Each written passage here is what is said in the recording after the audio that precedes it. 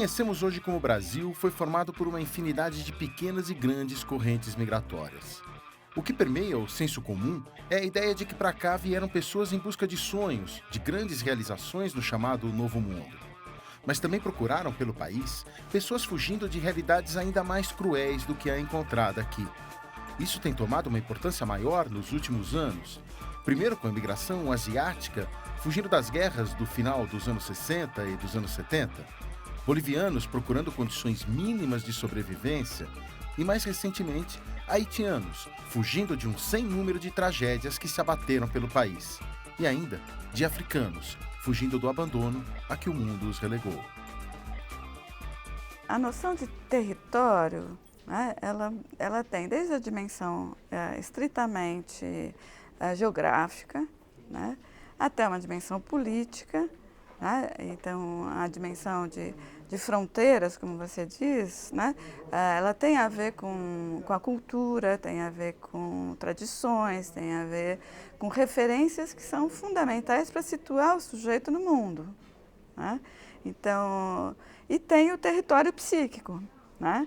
Então, um deslocamento geográfico pode ou não, mas em geral, pode desencadear deslocamentos psíquicos também. A gente tem que partir desse princípio. A mobilidade sempre existiu, sempre existirá e é um direito humano. O estrangeiro sempre tem o estigma do perigoso, do estranho, né? Enfim, estrangeiro assusta. Uma das diferenciações que a gente faz é pela via de uma certa escolha dos imigrantes em partir, né, ou uma dimensão forçada da imigração, né? Nós temos trabalhado cada vez mais com essa dimensão da imigração forçada. E na África, uma armée, não sei se armée que é o português, grupo de polícia, chama que é português. Estava procurando meu marido para lhe matar, ele fugiu, eu fico sozinho. Estava grávida, eu também fugi. A Casa do Migrante está, podemos dizer, dentro de uma estrutura que nós chamamos de Missão Paz, que começou já na década dos anos 30.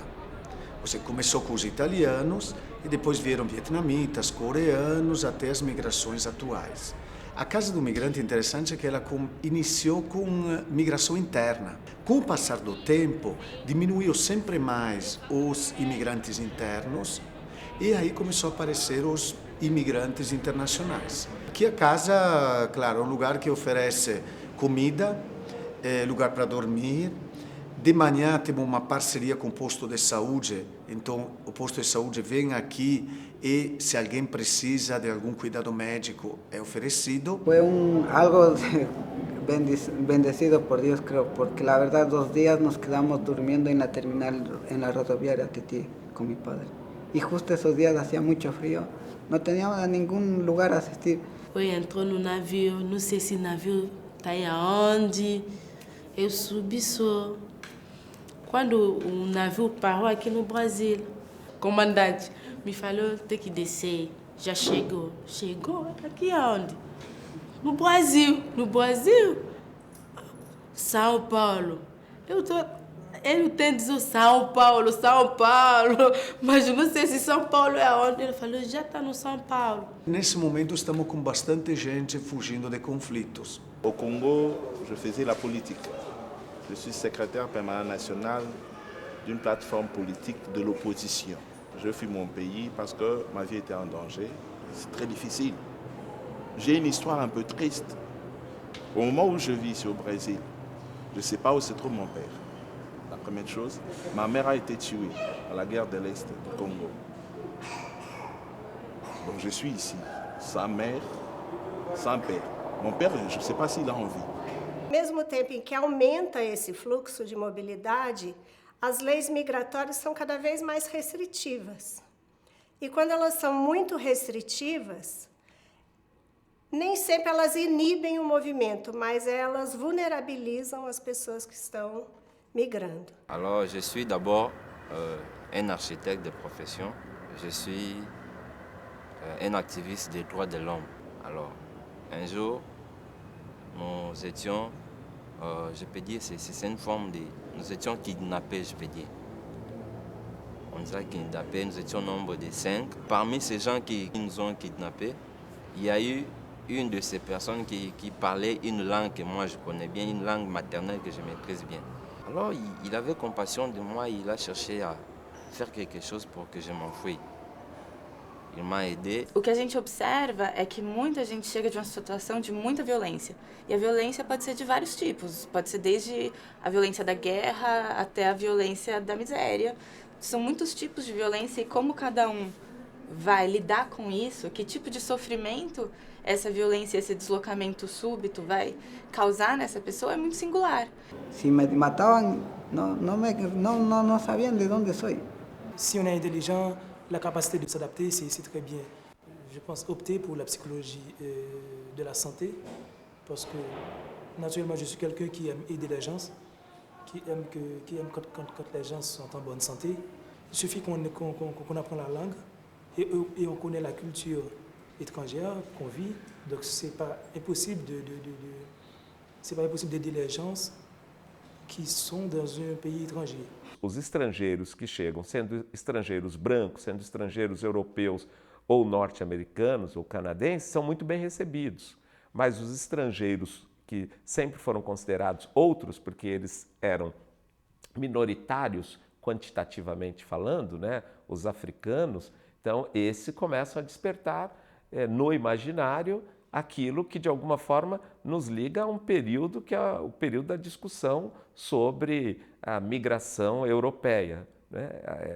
Especialmente italiana, né? Então eles trazem doenças, né? Nós queremos um país moderno, né? Então essa discussão que estava no século XIX parece que ela vem sendo retomada hoje, né? Se queremos um país moderno, temos que receber imigrantes de tez clara e imigrantes modernos. Africanos são selvagens na concepção de muitos brasileiros, o que é um grande absurdo. A realidade é que nós avançamos mais nas políticas repressivas do que nas políticas sociais. Nós temos, no caso de São Paulo, por exemplo, muito antes de se pensar em um acolhimento para migrantes, que agora está sendo criado, tanto no âmbito estadual como na capital e nas metrópoles, né? Estão sendo criados acolhimentos públicos específicos para migrantes. Muito antes disso, o Estado de São Paulo já tem um presídio especialmente criado para migrantes, para estrangeiros. Então, o que a gente vê é que as políticas repressivas e os processos legais, né? Mas as políticas públicas repressivas avançaram mais do que as sociais. Agora as sociais estão tentando se organizar para dar conta desse público que é nosso. Nesse sentido, que o trabalho que a gente faz, que a gente chama de intervenções psicanalíticas, clínico-políticas, né, ele vai justamente intervir nessa possibilidade de restabelecer com uma mediação, né, um laço com a própria cultura, considerando, né, as tradições que não precisam ser negadas, para que ele possa estabelecer outros laços, né, com a outra cultura. Então, receber um imigrante, um refugiado, é também se abrir para se transformar.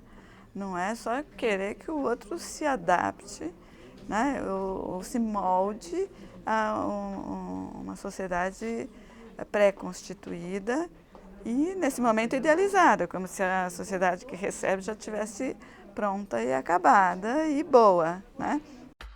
Mas em meio aos conflitos estabelecidos pela imigração e às dores que a fragilidade desse momento implica, qual é o papel do psicólogo? Como ele pode ajudar a aliviar o choque do novo? Eu acho que a situação do abrigo tem particularidades, falando da casa do migrante, né? Que é o lugar onde eles estão vivendo naquele momento. Então, é muito diferente de ser um equipamento de saúde, em que as pessoas vão ou são direcionadas para lá e tem já um recorte. As pessoas estão lá vivendo, não necessariamente elas querem conversar com o psicólogo naquele dia, mesmo que já tenham conversado antes, ou enfim. Então, nesse sentido, como é que a gente constrói a demanda do atendimento, eu acho que tem particularidades no nosso trabalho nesse lugar. pensando em coisas para te contar, assim, desde atendimentos em que a gente está sentado e uma pessoa vem até a gente, procurar a gente para conversar e contar um pouco da história, e isso vai construindo a relação que pode se constituir em terapêutica de atendimento e pode também não se constituir. Pode ser uma conversa que foi necessária aquele dia para aquela pessoa, e tudo bem. Assim como a gente pode procurar uma pessoa que o assistente social comentou que parecia estar em sofrimento, ou que a gente observa que está isolada, e a gente oferece a nossa escuta. Nas políticas sociais, em geral, o psicólogo tem papel fundamental. Só que para ele exercer esse papel, ele tem também que se trabalhar, porque é uma situação nova também para nós, né? Para nós profissionais. Então, nós temos que lidar com os nossos preconceitos, com a nossa intolerância. Nós temos que desenvolver esse respeito pelo outro, pela diversidade, porque senão nós não vamos conseguir de forma nenhuma fazer essa inserção. Falta uma política global. Eu chamo que estamos numa política emergencial. Se faz as coisas ou porque o governo é pressionado pela mídia, então vamos dar a carteira de trabalho aos haitianos no mesmo dia. O congolês demora 1 mês e meio, o angolano 1 mês e meio. Ah, mas por que agora a prioridade é haitiano? Oferecem curso de português, então Pronatec para, de novo, haitiano. Aí fui brigar na prefeitura, falei, e os outros? Consegui um pouquinho ampliar para os francófonos, mas árabes e todos os outros, nada. Então, realmente, a gente repara, trabalhando no mundo da migração, que falta uma visão global. No máximo, se dá algumas respostas fragmentadas, não coerentes, a partir da pressão social e da mídia. A opressão que eles sofrem não é só por ser estrangeiro e mulher, estrangeiro e negro, estrangeiro e com uma religião com a qual a gente não está habituado a conviver aqui. E são as violências que todo mundo sofre na nossa sociedade. Então, eles não estão vindo e com a máscara só de sou estrangeiro e agora. Eles estão vindo viver numa sociedade que tem uma série de contradições e uma série de questões que ainda não foram superadas. No caso, por exemplo, do acolhimento institucional, o psicólogo vai ser necessário para lidar com a diversidade, com a convivência entre os diversos que vai acontecer dentro do mesmo espaço físico que é o acolhimento. Lá vão estar diferentes culturas, diferentes religiões, diferentes modos de ver o mundo, visões de mundo, diferentes línguas, diferentes etnias. E a convivência é necessária e o respeito mútuo é necessário. E isso tem que ser trabalhado. A intolerância tem que ser trabalhada para que ela possa se transformar em tolerância e convivência, né, em respeito mútuo. O psicólogo tem um papel fundamental nisso. A Caritas é uma entidade que trabalha com os direitos humanos dos refugiados no Brasil. A Caritas faz a mediação entre a Polícia Federal e o imigrante e acolhe estrangeiros que entram no país acuados pela violência em sua terra de origem. Um trabalho delicado e sensível. Nós focamos assim o sujeito em sua humanidade. A gente tenta ver nessas pessoas assim que aparecem com problemas diversos, de perseguições, né, de traumas, de violências que eles sofreram. I'm escaped from Syria before 3 years. 3 years. I'm going to Turkey. I'm escaped to Turkey. Syrian is not saved. My son and brother, it's killed. O Brasil é o único país que recebe, né, de todos, porque a Europa, né, os países europeus, os Estados Unidos, o Canadá e outros países que eram mais tradicionais para receber refugiados, né, fecharam as fronteiras. I have a house in Syria. After that, Bashar al-Assad killed every daughter, every children, every woman, and my house is down. After that, I'm so sorry. As pessoas têm que trabalhar. Agora, como é que elas vão trabalhar se elas não falam português? né, não conhecem a cultura no Brasil, não conhecem o sistema de trabalho. E praticamente elas têm que trabalhar em alguns meses. Nem tem essa possibilidade de fazer adaptação, né, para poder, enfim, poder conhecer melhor até o sistema de trabalho no Brasil. Toda a formação, por exemplo, que eu tive na social, e na comunitária, e na clínica, eu uso tudo, de acordo com a situação. Para trabalhar com imigrante refugiado, você tem que saber um pouquinho de tudo. 2 desafios, um para todo mundo, todo brasileiro ou imigrante que está morando no Brasil. Para olhar o imigrante, que pode ser de outra nacionalidade, o boliviano que olha o peruano que olha o haitiano, então o brasileiro que olhar o outro se libertando dos preconceitos. Estamos ainda numa sociedade brasileira cheia de preconceito e também de racismo. Acho que isso é um policiar-se, se autotrabalhar, cada um começar de mim mesmo, todos nós, para melhorar, se libertar dos preconceitos. Olhar o outro não como uma ameaça, mas como uma riqueza. Em nível político, acho que é urgente mudar a legislação e criar uma verdadeira política migratória, que atualmente não tem. A raiz de hospitalidade e hostilidade é a mesma, né?